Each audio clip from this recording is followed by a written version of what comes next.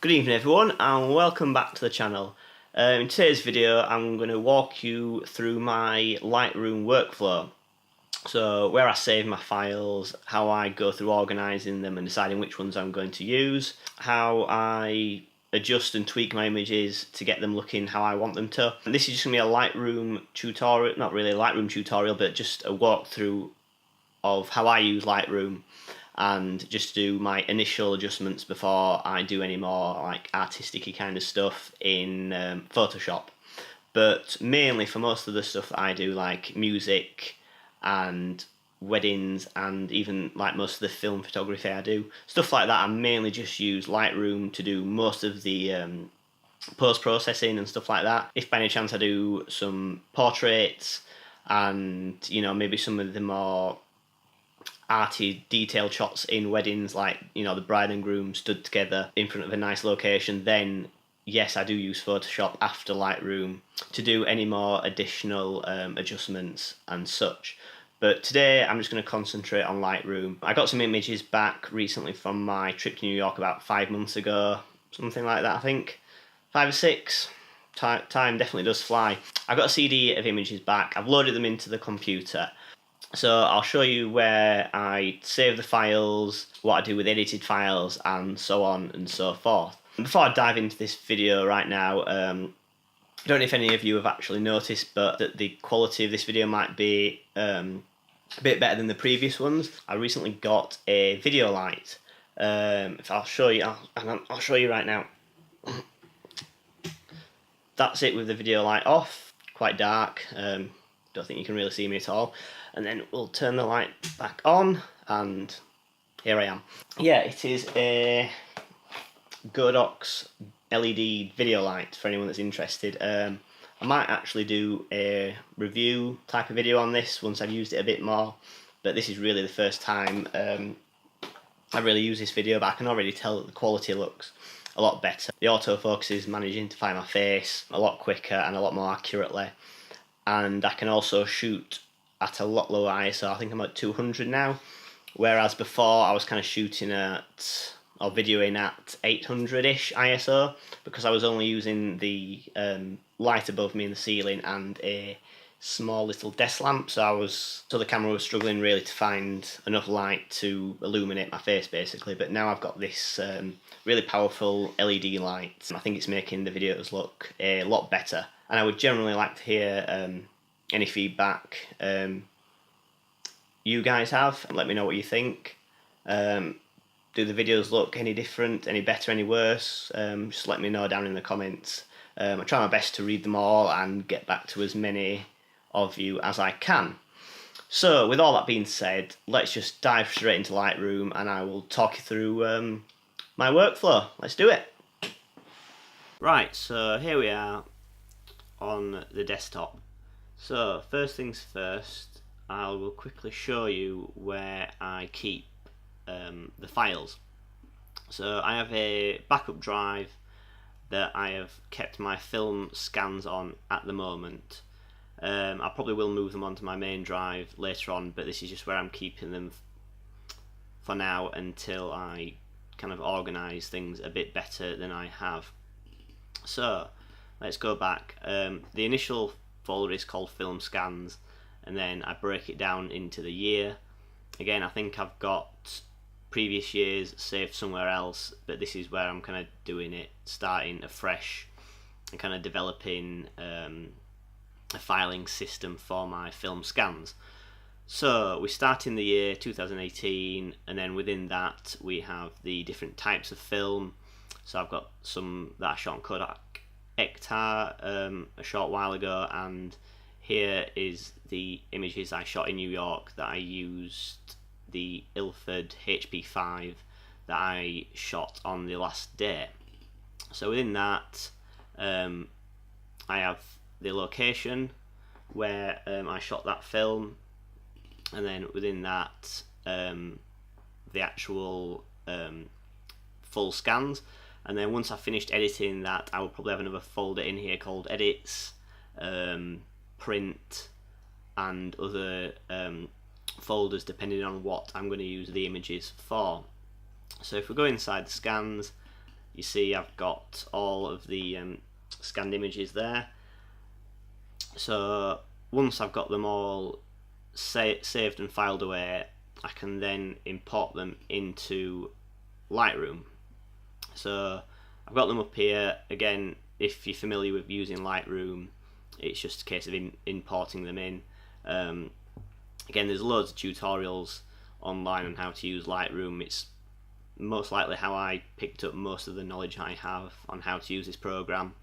So once they're there, we'll import them into Lightroom. Some other pictures there from a wedding that I shot recently.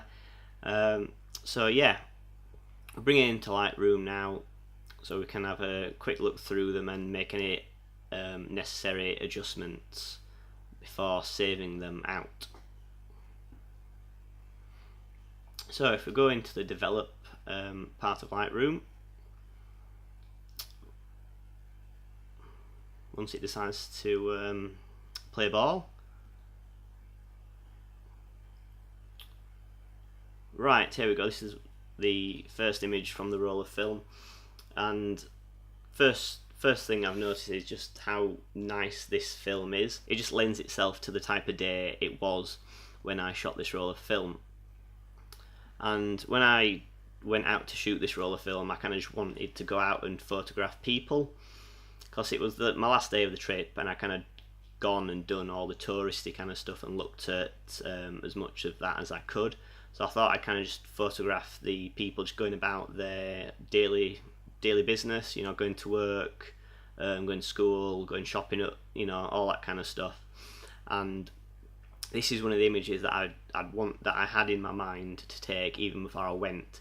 You know, I wanted to get, you know, all the people just crossing the streets and getting, you know, the steam coming out of the vents from under the street. I still am unsure why or where that stuff comes from.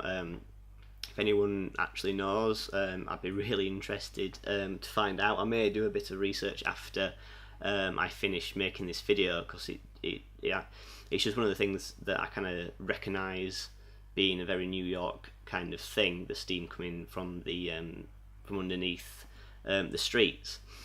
So yeah, this is the first image, and I'm really quite happy with this. I think I went on to take a very similar one. Again, a really cool looking image, but I kind of do like the first one because, you know, there was more stuff going on. So again, we're moving on. Just, you know, it was a really wet and windy, horrible day, and, you know, I just went out and shot people, just living their lives and, you know, going about their business. Again, most of the time, I kind of just had to react really quickly to get the people walking past, because I didn't really want anyone to kind of like notice or see what I was doing. So I kind of just really lifting the camera up and trying to get focus as quickly as possible. And sometimes I may have missed focus slightly, but again, I think it's a pretty cool image. I think it kind of lends itself to the type of film that I used.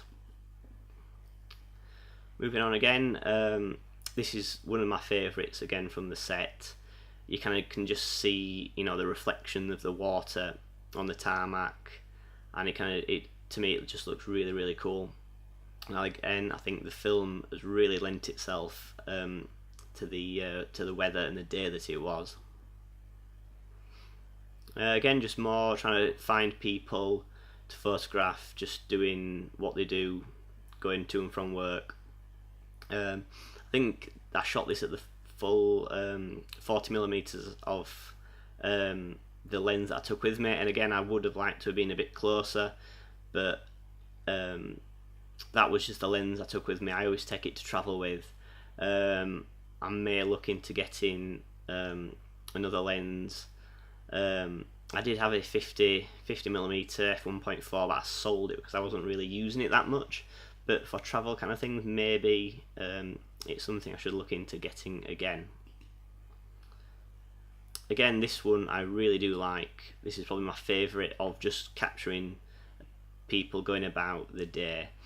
In this, I'm not really a fan of like Dutch angles, like odd angles and stuff, but this kind of, to me, it kind of works. So I may try straightening it up and see what kind of effect that gets.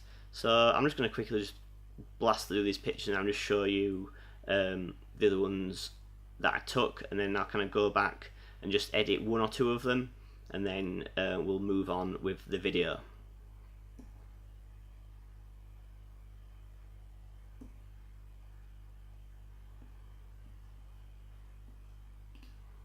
I'll just turn this one the correct way so you can see it.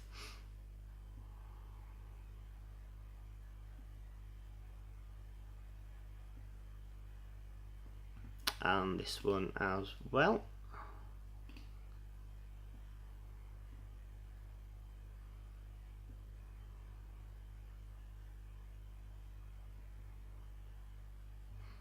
I can quickly just go back to this image.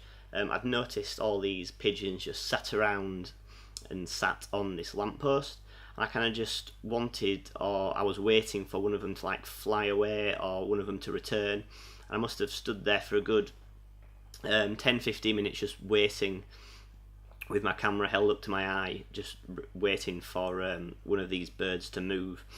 And luckily my patience kind of paid off, and I kind of got this bird right here kind of coming in to land on the lamppost. And again, I think this is a pretty cool image. Again, I would have liked to have been a bit tighter in, but with the lens I took, this is as close as I could get. Moving on. Again, I'll move this the correct way. Oop, that is not the correct way. Let's go back. I'm always terrible trying to decide which one's the correct way to rotate image, whether it's clockwise or counterclockwise. I've never been really good at determining which one's which.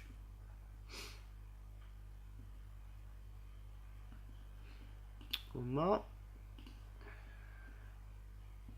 And another one.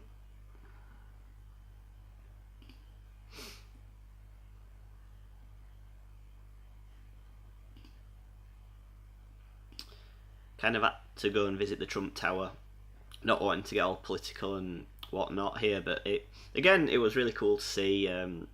It's all like, I wouldn't say solid gold, but all gold inside, and really does represent the character of the person whose name is on the tower. I'll kind of just leave that there.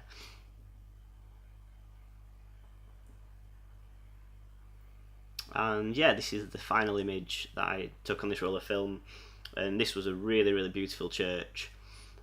I didn't quite get the chance to go inside because I think there was some kind of event going on, but I did manage to take this picture. And again, I'm really glad I took the lens that I did, because of the type of place that it was. It really did lend itself to big wide shots. So in some areas the lens kind of let me down, but most of all it really did me well. So that's all the images that I took on this roll of film. So let's go back to the first image that I took. So straight away I think it's kind of well exposed. Maybe just brighten it up just a tad. Yeah, I think that's okay. Contrast, again, I think it's quite a good contrast, high contrast film, depending on the type of light that you get, but mostly I think the contrast is fine on here. I may bring the highlights down just a tad. Shadows, again, I think we're fine. Whites, maybe just tweak them a little bit. Again, I don't think there's much more I want to do with this image. I think overall it's quite good, and it doesn't really need a lot of adjustments. So I'll move on to, I'll just go through the images that were my favourites, and I'll just show you what I do to them, so we can kind of not make this video drag out too long. Again, I think this is quite well exposed. I'm not quite sure if it's as straight as I'd like. Again, maybe just a little tweak there, not much. I may brighten it up, or maybe bring it down a little bit to kind of give it more of a dark, miserable kind of look, because it really was a very miserable day. maybe just a little bit, maybe pump a little bit more contrast into it. Lift the shadows a bit, but again, I'll let the camera do most of the work. I think I had it on aperture priority mode, so you know, the camera did a lot of the guesswork, so I think it has nailed it pretty much most of the time. And let's move on. Now this is the one that I wasn't sure whether it worked on the Dutch angle or not, so I might just try straightening it up and just seeing what I think. Again, I am going to lose some of the image on the side due to it cropping in when it's trying to straighten the image, but let's just see. I think that's a bit straighter maybe. Let's have a look at that. Again, I think that kind of works. It's kind of brought the image in a little bit, straighten it up. I think I'll keep that how I've adjusted it there. Again, don't really want to do too much in terms of exposure and contrast, because I really do want to bring out the, you know, the moodiness and the grey, rainy weather kind of aspect out in the image, and you know, maybe just making things a little bit darker and a little bit more grungier. That's the word I wanted to use. Right, moving on, let me think now.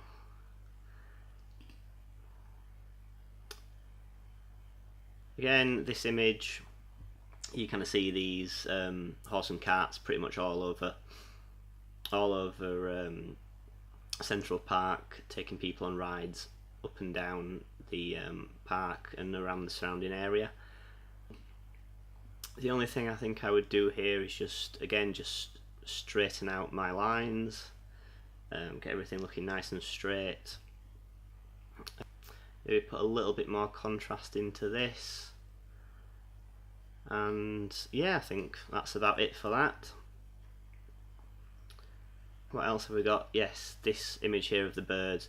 Now I think this is just a little bit underexposed, so we'll bring that up a little bit, not too much, just enough, and maybe the contrast a little bit, and maybe bring the highlights down just a little bit. I'm not sure if it needs much straightening. I might just run the ruler on this, along this bit, and just see what it does. Ah yeah, that's much better, a lot straighter. Again, with these being film scans, there's not really much, or there's not really much leeway in what you can do in Lightroom, because they're not digital scan, well, they're not digital raw files that you can really do a lot with.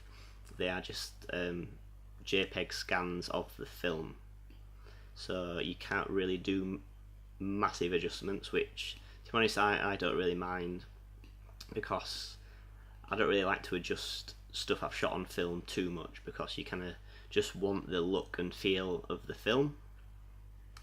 Let's move on and do a couple more, and then we can really just call it a day on this video.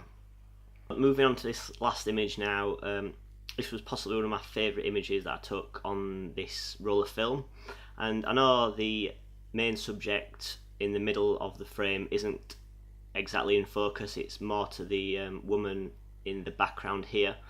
However, I still just love this image because the main subject in this photograph is unaware that I'm here. She's just, you know, going on, just carrying on with her day. And you know, I really enjoy these kind of photographs where, you know, the subject is unaware of what you were doing, and you just get a glimpse into their life. Really, it just brings up questions: where they're going, what are they doing, and I just love photographs like this. And this is possibly one of my favourite ones from the trip, and I probably will be getting this one printed out later on. Exposure wise and everything, I think it's pretty much spot on. I might just brighten it up a little bit and add maybe just a little bit of contrast, apart from that, I don't really think I need to do much more. Maybe bring the shadows down and the blacks just a little bit. Apart from that, I think it's pretty much spot on exposure wise. Again, I would have liked to have got her in tack sharp focus, but you know, as you're going and you're trying to get these photographs really quickly, and sometimes the camera doesn't have time to get the correct focus, or it might miss it by a little bit because I was just walking straight past. I didn't really stop, so I think the focusing system on the camera was doing the best that it could. But again, because of what's going on in the picture, you know, it's just a generally interesting picture to me overall. I'm not that bothered about the focus being ever so slightly off. So I'll take this photograph as an example of how I move on from Lightroom and how I save out these images, whether I'm going to print them or just save them for the web. So I'll go on to explain what I do after I've finished with the images in Lightroom. We'll take this one particular image as an example, as it is one of my favourite ones throughout the set. So what I will do, I will send it to Photoshop, where I can set it up to be printed, and then I'm going to go and save that particular photo as a JPEG into the edited folder that I will create later on. So all I'm going to do in here, I have an action already set up for the place that I get my prints at. So all I'll do is just click play on that.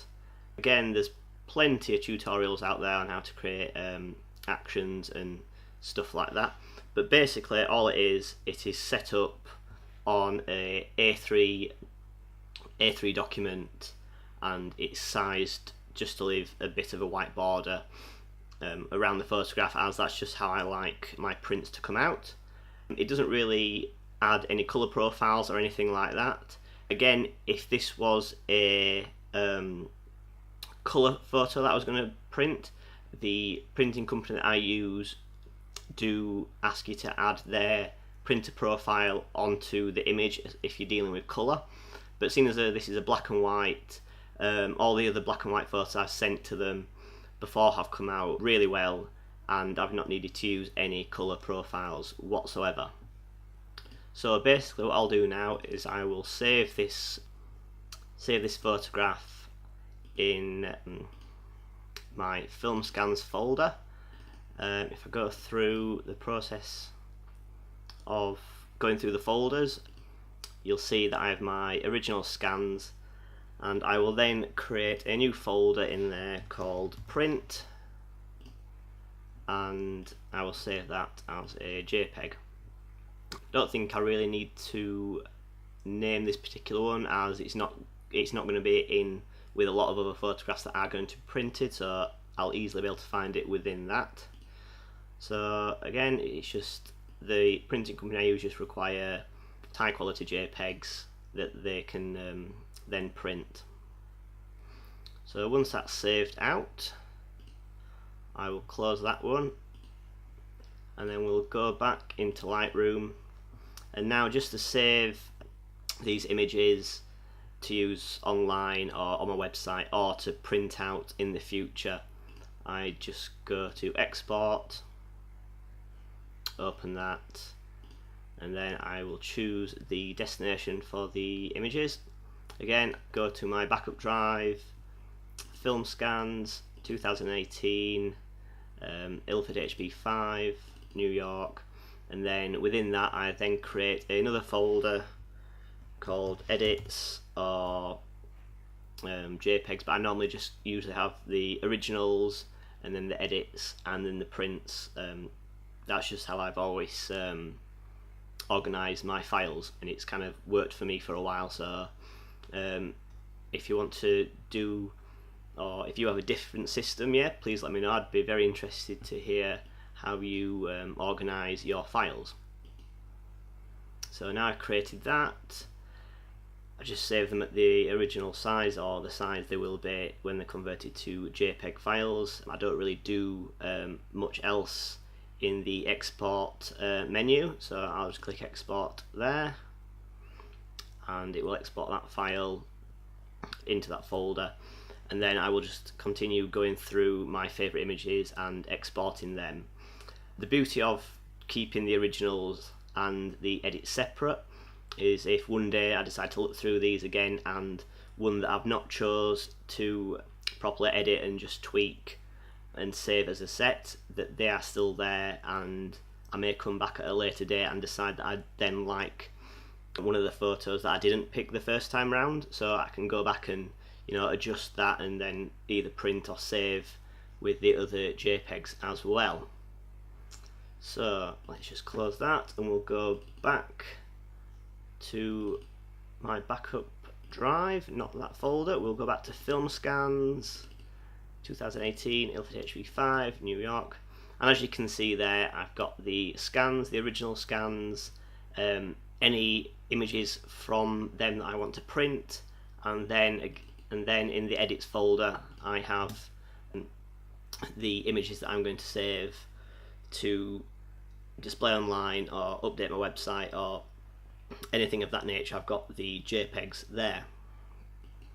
So yeah, that has been my workflow. That is generally how I work through any images that I take. Sometimes I may spend a bit more time within Photoshop tweaking images, especially if I do some portraits or weddings, or just other images that need a little bit more work, just cleaning certain bits up that I can do in Photoshop a lot easier than I can do in Lightroom, because I know in more recent versions of Lightroom that there's like spot removal tools and other stuff like that, but me personally, I find doing it within Photoshop a lot easier and quicker.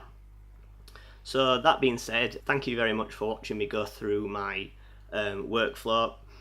I may do another one in the future, again maybe from if I shoot some more music, or maybe a wedding shoot workflow or something like that. If you guys are interested in seeing something else like this, please let me know down in the comments. Yeah, apart from that, thank you very much for watching. Please like, share, subscribe, and I'll see you in the next one. Bye.